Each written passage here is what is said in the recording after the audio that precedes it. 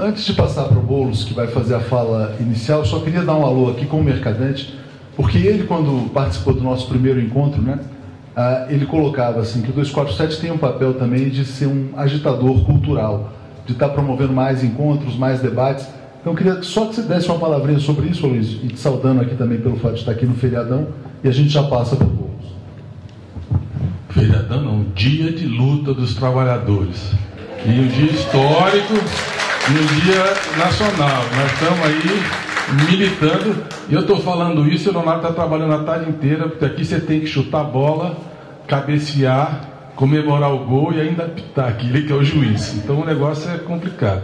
Mas o Leonardo, eu acho que construiu um projeto estratégico para o Brasil, para o jornalismo livre, independente. O 247 cresce de uma forma espetacular e virou uma referência obrigatória da esquerda, do debate, inclusive de uma unidade da esquerda, da pluralidade das ideias, de um jornalismo completamente independente. E a ideia é sair do digital e também começar a criar um espaço de encontro presencial, que as pessoas se identificam com o 247, mas nunca se viram, não se conhecem, é só ali nas mensagens, você já sabe às vezes até quem é, mas você nunca viu, nunca teve relação. Então, isso ficou muito forte no primeiro encontro. E o Leonardo falou, você não viu, você não sentiu isso? Eu falei, eu senti. Eu acho que a gente tem um espaço para tentar avançar, e aí o Leonardo já está construindo encontros em outras capitais do Brasil, para chamar os associados, tal, para prestigiar também vocês que viabilizam o projeto, e a gente criar quem sabe aqui nesse Teatro Comum, o nome inclusive é muito bom, né? E é um teatro com um período que tanto ataque à cultura nós estamos assistindo, criar aqui uma referência permanente, um espaço, quem sabe a gente chega lá de encontro, vir tomar um café, vir beber alguma coisa, comer alguma coisa e periodicamente fazer debates que passam no 247, o Brasil inteiro pode assistir, e quem está aqui ainda é muito melhor que a gente se conhece pessoalmente. Mas eu queria particularmente só terminar agradecendo o Boulos, que é essa liderança fantástica, importantíssima na esquerda brasileira. Ele está aqui hoje, já estava de manhã no 1º de maio, e a Gisele, que está aqui representando a maioria do plenário, que são as mulheres na luta do país. Obrigado.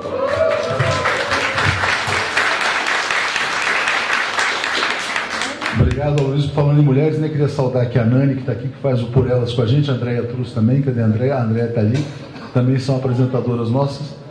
Muitas pessoas aqui já participaram de hangouts com a gente, porque a gente também faz com a participação do público, né?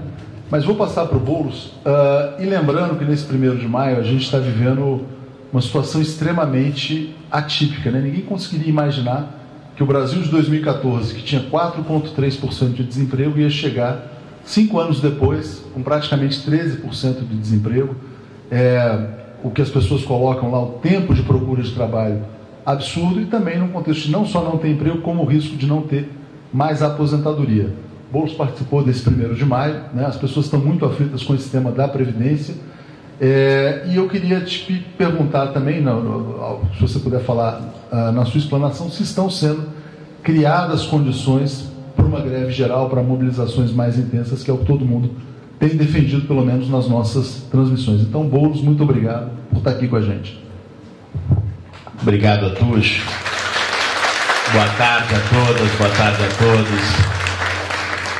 Obrigado, Gisele, Mercadante, que sempre tem prestado um papel de apoio firme junto aos movimentos sociais, de subsídio, num momento de tanta confusão, para ajudar a produzir um conhecimento crítico para a gente enfrentar essa realidade que a gente está vivendo.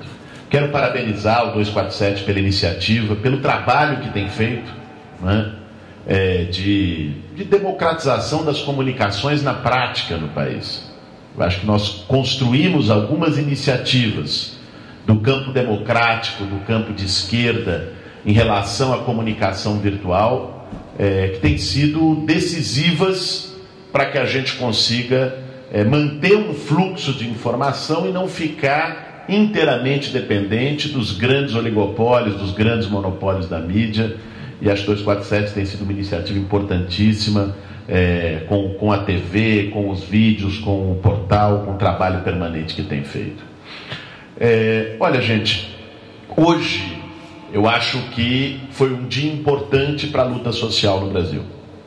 O 1º de maio unificado que nós tivemos no Anhangabaú, nem tanto pelo público, nós tínhamos ali algo em torno de umas 20 mil pessoas, não é? O que é um público relevante, mas mais do que isso, pelo simbolismo da gente ter vários campos com uma diversidade de prática política, com uma diversidade de pensamento, que inclusive muitos não tiveram juntos em batalhas do último período, não é? Mas que expressou uma grandeza e uma generosidade que o campo das oposições precisa ter nesse momento, que é compreender que hoje, com Bolsonaro e com um projeto devastador em termos de direitos e liberdades democráticas, aquilo que nos divide é muito menor do que aquilo que nos une para enfrentar isso.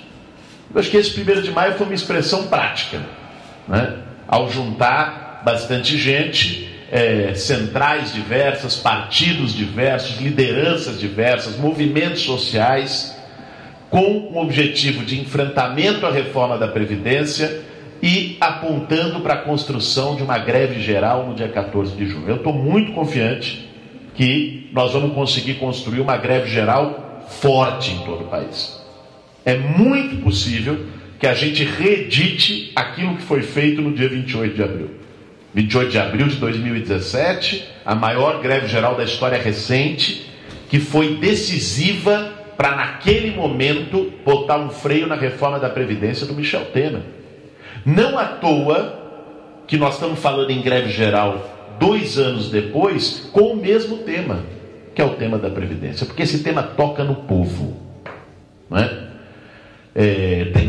Nosso debate aqui é sobre o futuro do trabalho. A gente podia ir por várias linhas, o futuro do trabalho do ponto de vista internacional e as perspectivas que estão colocadas até com revolução microeletrônica, com 5G, internet das coisas, o quanto isso vai forçar a esquerda e ao movimento social e sindical internacionalmente a uma reflexão estratégica sobre saídas. O mundo de trabalho e a classe trabalhadora não é mais a mesma do que era há algumas décadas atrás, né? E isso deve fazer com que a gente reinvente as nossas formas de organização e as nossas bandeiras de luta.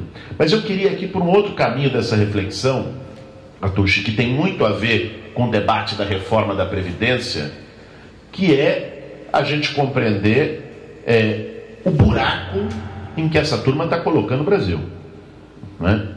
Com uma política profundamente recessiva, com uma política que quer criar equilíbrio fiscal a partir de corte em investimento público, de corte em áreas sociais e que, consequentemente, aprofunda o problema do emprego e o problema da renda no país.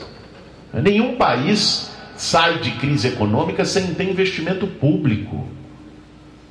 Venderam um mito de que a recuperação da confiança, a credibilidade internacional, de que choveria um maná de investimentos privados no Brasil se fizesse a receita neoliberal de austeridade, de ajuste, de privatizações, de deterioração de direitos. Em cima desse mito, nós não podemos nos esquecer, o Temer aprovou no final de 2016 a emenda constitucional 95, né, um crime que congela o investimento público por 20 anos, né, e asfixia a capacidade de investimento do Estado brasileiro. Disseram que isso iria gerar o equilíbrio nas contas e que viria investimento externo. Nada. 6 meses depois usaram o mesmo discurso para aprovar uma reforma trabalhista que rasgou a CLT. Muitas vezes até os personagens são os mesmos. O relator da reforma trabalhista na Câmara é hoje secretário de Previdência do governo, que é o Rogério Marinho. E agora, depois de terem aprovado a reforma, e o resultado disso foi mais informalidade, foi deterioração do mercado de trabalho, e, ao contrário dos milhões de empregos prometidos, mais desemprego no Brasil, né? O último dado do desemprego de março revelou crescimento. Agora, como se não bastasse, do alto do cinismo, essa mesma turma propõe uma reforma da Previdência dizendo que ela vai gerar emprego, que ela vai atrair investimento externo, que ela vai equilibrar as contas públicas do Brasil. Isso é uma mentira, né? Uma completa mentira. Primeiro porque o que eles estão propondo tem um efeito econômico destruidor. 70% dos municípios do Brasil tem como sua principal fonte de movimentação econômica benefícios previdenciários e aposentadoria. Eu conversava outro dia com um governador do Nordeste que me disse que encontrou um prefeito que é da base do Bolsonaro, do seu estado, e que confidenciou para ele que se aprova essa reforma não se vende mais 1 quilo de carne na cidade dele. E é isso. Isso não é forma de expressão, né? Se cortam os benefícios previdenciários, se reduzem os benefícios previdenciários, o resultado é miséria no Brasil profundo, que gera um circuito vicioso de mais desemprego, de mais queda da renda, e joga a economia para um buraco maior. A política do ajuste fiscal, aliás, só tem produzido desajuste, desemprego e desajuste. Ela não recupera a economia, porque ela significa desinvestimento e menos emprego. Pegue a área da habitação, não é? Minha Casa Minha Vida, que está absolutamente paralisado. Não é só o problema do direito à moradia para milhões de pessoas. É emprego direto na veia, na construção civil, obras sendo paralisadas, né? Milhões de trabalhadores sendo demitidos. Então, o corte de investimento gera desemprego, mas não só. Ao gerar queda da renda e queda no consumo, ele gera queda da arrecadação tributária e faz com que o problema do déficit, o problema fiscal do Estado, se aprofunde. Ou seja, essa receita só serve para agiota, para banqueiro engordar o seu bolso, fazer os seus investimentos às custas da miséria do povo brasileiro. E a reforma da Previdência se insere exatamente aí. É um projeto perverso. O centro dela, nós sabemos bem, é a capitalização. O que eles querem é destruir a Previdência Pública e entregar a poupança dos trabalhadores para os bancos privados sob o regime de capitalização, o que significa comprometer o nosso futuro, porque significa que a Seguridade Social, a aposentadoria, deixa de ser um direito e passa a ser um privilégio de quem pode pagar por ela, né? Através do regime de previdência privada. Então, é muita perversidade o que está em jogo. E isso numa economia em que 37 milhões de trabalhadores estão na informalidade, no trabalho por conta própria, no bico, se virando para poder sobreviver. E que não vão ter nenhuma expectativa de aposentadoria, ainda mais quando um dos ingredientes da reforma é o tempo de contribuição. Então, de um lado, eles produzem com a reforma trabalhista, né, e com a falta de investimento público, uma precarização e o aumento da informalidade na economia, e do outro lado eles punem esses mesmos trabalhadores com a retirada do direito à aposentadoria. Então, essa química do Bolsonaro é uma química explosiva, né? Por isso que o 1º de maio de hoje, eu acredito que tenha sido um 1º de maio simbólico, porque ele pode ser um anúncio do que virá. É verdade que a nossa capacidade de mobilização ainda está aquém do necessário para derrotar esse projeto. E nós só vamos derrotar esse projeto com gente na rua, com povo, com mobilização. É claro que nós temos bancadas da oposição no Congresso fazendo um trabalho extraordinário de enfrentamento. Mas no Congresso nós somos minoria, ainda mais com os 40 milhões de emenda parlamentar para o deputado para aprovar a reforma. Quem disse que ia fazer a nova política, acabar com o toma lá da cá, inflacionou, né, a compra de parlamentar no Congresso Nacional. É isso que o Bolsonaro está fazendo, da maneira mais cínica possível. Agora, a condição que a gente tem de derrotar isso é nas ruas. É no processo de mobilização. As ruas ainda precisam se aquecer mais. Mas nós superamos um primeiro estágio, que era o estágio da perplexidade e do medo. Quando se acabou a eleição do ano passado, eu vi muita gente do nosso campo, do campo progressista, das esquerdas, destroçada. Não tem saída, não tem luz no fim do túnel, né? Parecia que a vitória deles era avassaladora, que não tinha fissuras e que a gente iria amargar um inverno de décadas nesse país. Hoje, 4 meses de governo Bolsonaro, o cenário não é um cenário de primavera, mas também não é de um inverno siberiano, né? É um cenário em que, pelas próprias presepadas desse governo, pelas suas trapalhadas, pelo seu despreparo, pelas suas contradições internas, pela dificuldade de montar uma base parlamentar, eles já começaram a tropeçar nas próprias pernas. Mas que mais do que isso eu tenho sentido muito andando pelo país. Eu tenho feito um giro pelo Brasil no último período, nos últimos 40 dias passei por 12 estados, tenho conversado muito com a juventude nas escolas, nas universidades, tenho ido para as periferias conversar com o povo, com os movimentos sociais, fazer assembleias populares para debater a reforma da Previdência, para esclarecer o que é isso. E a cada lugar que eu vou, eu tenho saído mais alimentado de otimismo. Digo a vocês porque muita gente que votou no Bolsonaro no ano passado, e que às vezes a gente tinha, no calor daquela onda, a gente tinha a tendência de dizer: são todos fascistas, são todos racistas, machistas, homofóbicos, de extrema direita. Não são. Uma parte importante do eleitorado do Bolsonaro votou nele por desilusão, votou nele porque desenvolveu alguma expectativa de, no meio dessa crise toda, de que ele poderia ser uma novidade e melhorar a vida das pessoas. Alguma expectativa de que ele poderia melhorar, mudar a política, fazer as coisas de um jeito diferente. Por mais absurdo que isso seja, para quem conhece a trajetória do Bolsonaro, mas isso tocou muita gente, né? O voto no Bolsonaro não foi um voto linear de extrema-direita ideológica. É óbvio que você tem uma parcela que é isso, os bolsominions, essa turma raivosa, odienta, mas essa parcela não é majoritária da sociedade brasileira. Digo mais, não é sequer majoritária dos próprios eleitores do Bolsonaro. Teve uma experiência, uma coisa que na hora me deixou sem reação, pouco antes da eleição, Mercadante. Faltavam uns 2 dias para o primeiro turno. Tinha acabado de ter o debate da Globo, foi um dia para a eleição.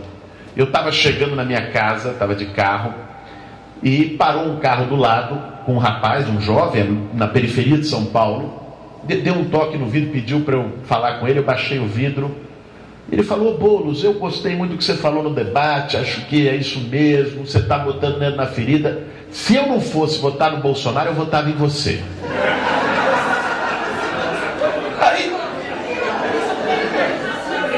eu olhei aquilo, eu falei: o que é isso? Depois eu fui pensar. Era um jovem da periferia de São Paulo, negro, que estava na região do Campo Limpo. E aí, olha, eu fui me dar conta, a partir desse caso, de que ele não era uma pessoa isolada. Teve muito trabalhador que votou no Bolsonaro, muita gente pobre que votou no Bolsonaro, muita gente que talvez, se o Lula fosse candidato, votaria no Lula, e como o Lula não foi, votou no Bolsonaro. Ou seja, não é um fenômeno ideológico apenas, é uma coisa mais complexa. É um fenômeno de pessoas que apostaram que a sua vida podia melhorar, de pessoas que estavam descrentes, que muitas vezes caíram num discurso que levou para um antipetismo raivoso e depositaram no Bolsonaro uma esperança de melhora da política, de que não ia ter corrupção, uma esperança de melhora em relação ao emprego. E o que está acontecendo já agora? Exatamente esse público está começando a descolar muito rapidamente. Não é à toa que ele caiu 15 pontos de popularidade em 3 meses. Isso não é qualquer coisa.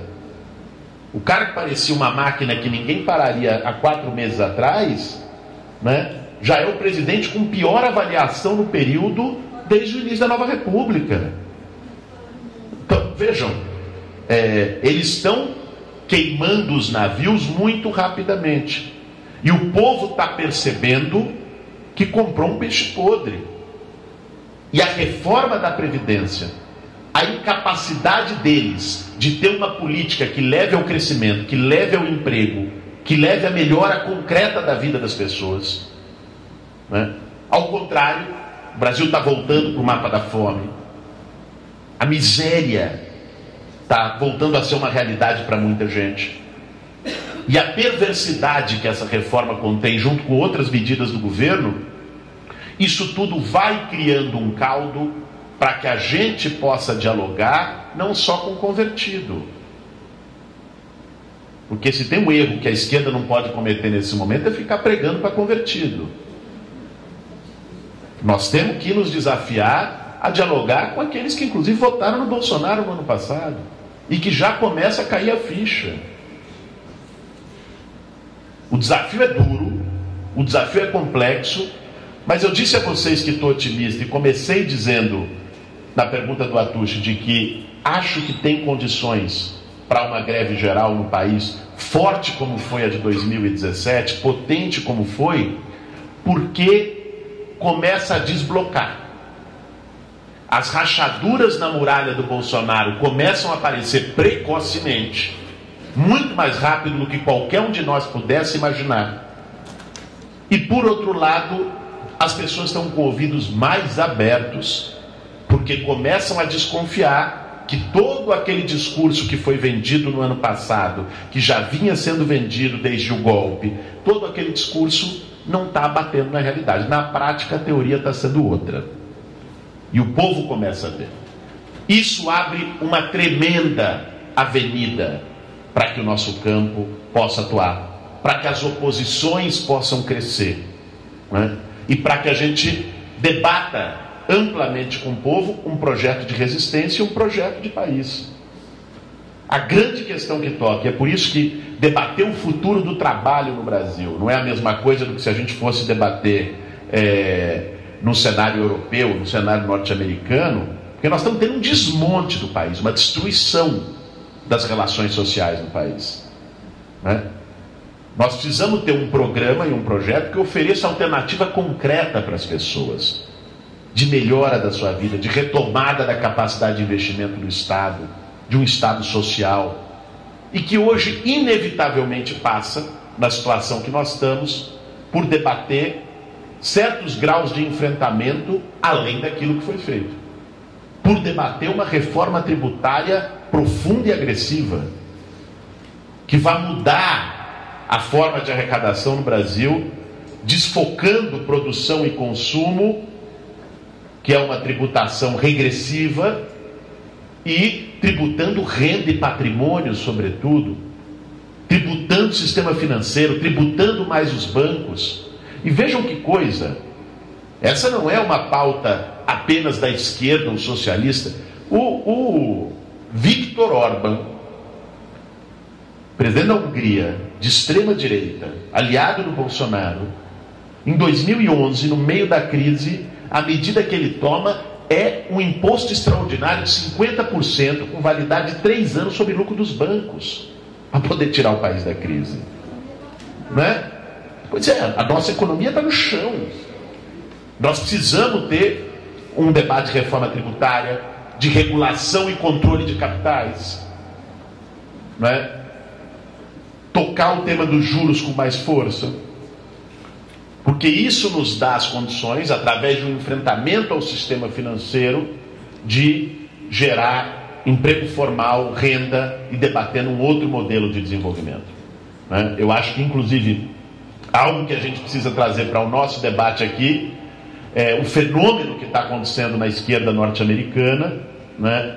O chamado Green New Deal, liderado pelo Alexandre Ocasio-Cortez, mas também com o grupo do Bernie Sanders, com esse grupo de socialistas, ou um grupo de esquerda no Partido Democrata, que traz o debate do papel social do Estado, da retomada brutal de investimento público a partir de um novo modelo de desenvolvimento, né? Acho que esse debate a esquerda brasileira precisa trazer, porque não basta a gente fazer oposição, nós vamos ter que oferecer alternativas para o povo, vamos ter que dialogar com o povo com um projeto, apontando o caminho que a gente quer seguir. Olha, por essas razões, eu acredito que se a gente tiver a capacidade de construir uma unidade, de compreender nesse momento que a história exige de nós generosidade, grandeza, não pensar com a cabeça em disputas menores ou com a cabeça nas eleições de 2022, mas pensar na importância que tem das oposições estarem unidas para defender o nosso país, para defender direitos históricos, para defender os marcos da Constituição de 88, que hoje estão ameaçados. Se a gente tivesse unidade, e se a gente tiver uma disposição de mobilização, nós temos muito espaço para fazer com que essa resistência cresça, para barrar essa reforma da Previdência e para barrar o conjunto de retrocessos do desgoverno do Bolsonaro e deixá-los mais fragilizados do que estão. Porque se sem uma oposição combativa como deveria já estar sendo, essa turma está se embananando tanto, imagine se a gente consegue botar o nosso bloco na rua de maneira unitária, né, com muita gente em torno das pautas de direitos sociais e da democracia. Há um cenário promissor para o nosso campo crescer, para reorganizar, né, a classe trabalhadora brasileira em torno de um novo projeto de país, de um projeto de esquerda, de um projeto generoso, de um projeto solidário. Obrigado.